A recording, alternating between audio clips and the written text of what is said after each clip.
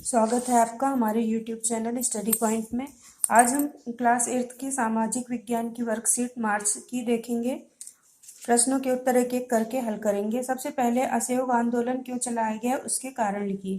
तो अंग्रेज सरकार की ज्यादतियों के विरोध करने के लिए महात्मा गांधी ने 1 अगस्त 1920 को असहयोग आंदोलन की शुरुआत की। आंदोलन के दौरान विद्यार्थियों ने सरकारी स्कूलों कॉलेजों में जाना छोड़ दिया, वकीलों ने अदालतों का बहिष्कार किया, विदेशी वस्तुओं की होली जलाई गई। इस आंदोलन में विभिन्न वर्गों ने शिरकत की थी और लेकिन हर वर्ग की अपनी अलग अलग महत्वाकांक्षाएं थी। तो इस तरह से आप इसका प्रश्न यहाँ इसका उत्तर देख सकते हैं। इसके बाद है भारत आने वाले साइमन कमीशन का विरोध क्यों हुआ। भारत में साइमन कमीशन के विरोध का मुख्य कारण किसी भी भारतीय का कमीशन में सदस्य न बनाया जाना था तथा भारत में स्वशासन के संबंध में निर्णय विदेशियों द्वारा लिया जाना था। पुलिस द्वारा प्रदर्शनकारियों पर लाठियां बरसाई गई। तो इस तरह से साइमन कमीशन का भारत में विरोध हुआ। इसके बाद देखेंगे अगले प्रश्न का उत्तर। गांधी जी की दांडी यात्रा का मुख्य उद्देश्य क्या था।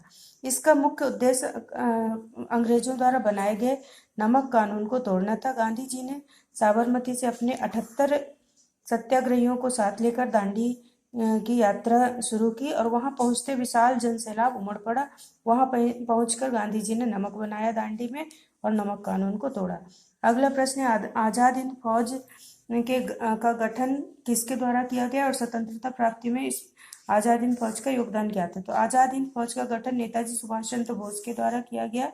उन्होंने कहा तुम मुझे खून दो मैं तुम्हें आजादी दूंगा। उनके इस नारे से युवाओं में देशभक्ति की एक नई भावना का संचार हुआ और स्वतंत्रता प्राप्ति में जो कि नींव के पत्थर के समान है।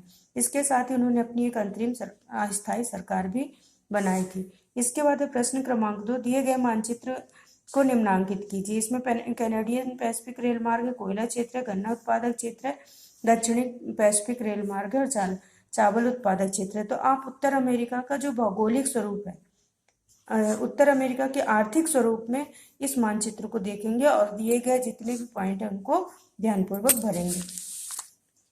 इसके बाद है प्रश्न क्रमांक 3 संयुक्त राष्ट्र के गठन का मुख्य उद्देश्य क्या था। संयुक्त राष्ट्र संघ की स्थापना 24 अक्टूबर 1945 में हुई थी। इसका मुख्य उद्देश्य अंतर्राष्ट्रीय शांति और सुरक्षा को बनाए रखना था। विभिन्न राष्ट्रों में समान मानवाधिकारों तथा परस्पर मैत्रीपूर्ण समन्वय भी इस संस्था का उद्देश्य है। संयुक्त राष्ट्र की संस्था विश्व स्वास्थ्य संगठन के क्या कार्य हैं। अगला प्रश्न ये कि संयुक्त राष्ट्र संघ की संस्था विश्व स्वास्थ्य संगठन के क्या कार्य हैं। विश्व स्वास्थ्य संगठन WHO वर्ल्ड हेल्थ ऑर्गेनाइजेशन की स्थापना 1948 में हुई थी। इसका मुख्य उद्देश्य सभी लोगों में शारीरिक मानसिक स्वास्थ्य में सुधार करना। इसके बाद है इसी का संयुक्त राष्ट्र के सुरक्षा परिषद के गठन की प्रक्रिया लिखिए तथा इसमें इसका भारत सदस्य। तो संयुक्त राष्ट्र के घोषणा पत्र के अंतर्गत शांति और सुरक्षा बनाए रखने के लिए सुरक्षा परिषद का गठन किया गया और इसकी संस्था जो सदस्य संख्या है वो 11 है। 5 स्थायी सदस्य हैं और 6 अस्थायी सदस्य हैं।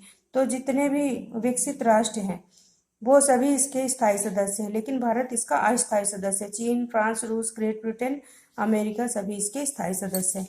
इसके बाद है अगला प्रश्न थल सेना के अधिकारी वर्ग के पद क्रम रैंक को बढ़ते क्रम में तालिका में लिखिए। तो इसको आप ऐसी एक तालिका बनाएंगे। सबसे ऊपर जनरल, फिर ब्रिगेडियर, फिर कर्नल, फिर लेफ्टिनेंट कर्नल, फिर मेजर, फिर कैप्टन और सबसे नीचे होता है। तो ये ऊपर जाते जाते उसका क्रम बढ़ते जाता है, इसलिए बढ़ते हुए क्रम का पद रैंक है। इसके बाद देखेंगे अगला प्रश्न भारत के स्वतंत्रता आंदोलन में भारत छोड़ो आंदोलन का महत्व लिखिए। भारत छोड़ो आंदोलन 1942 का स्वतंत्रता प्राप्ति का एक सबसे बड़ा और आखिरी आंदोलन था। गांधी जी ने 14 जुलाई 1942 को वर्धा में आयोजित कार्य समिति की बैठक में कांग्रेस ने संघर्ष पर जाने का निर्णय किया और गांधी जी ने कहा कि मैं पूर्ण स्वतंत्रता से कम अब किसी चीज से संतुष्ट नहीं हो सकता। हम करेंगे या मरेंगे, या तो हम भारत को स्वतंत्र करेंगे या फिर हम अपने प्राण त्याग देंगे। और यहीं पर उन्होंने करो या मरो का नारा दिया। फिर इसके बाद है अगला प्रश्न क्रमांक 5 नकदी फसलें किसे कहते हैं, उदाहरण सहित लिखिए। तो नकदी फसलें इसके अंतर्गत वे फसलें आती हैं जिन्हें बेच करके नगद मुद्रा प्राप्त की जाती है, जैसे चाय, कपास, सोयाबीन, गन्ना, कॉफी इत्यादि। इसके बाद है प्रश्न क्रमांक इसका अगला है दक्षिण अमेरिका की जलवायु की विशेषताएं लिखिए। भूमध्य रेखीय भूमध्य रेखा दक्षिण अमेरिका के उत्तरी भाग से होकर के गुजरती है एवं इस महाद्वीप की सबसे अधिक चौड़ाई उत्तर में ही है। अतः दक्षिण अमेरिका का अधिकांश भाग उष्णकटिबंध में है। अतः यहाँ की जलवायु गर्म व नम है, क्योंकि उष्णकटिबंधीय भाग में जो भी क्षेत्र रहते हैं वहाँ की जलवायु गर्म भी होती है और नम भी होती है। इसका अधिकांश भाग दक्षिणी गोलार्ध में पड़ने से ऋतुओं का क्रम उत्तरी गोलार्ध के ठीक विपरीत होता है। अब है सिनकोना वृक्ष से कौन सी दवा बनाई जाती है? तो सिनकोना वृक्ष से कुनैन नाम की दवा बनाई जाती है। प्रश्न क्रमांक 6 देखेंगे, जल और वायु प्रदूषण का मानव जीवन पर किस प्रकार से प्रभाव पड़ता है और उसके रोकने के उपाय बताइए।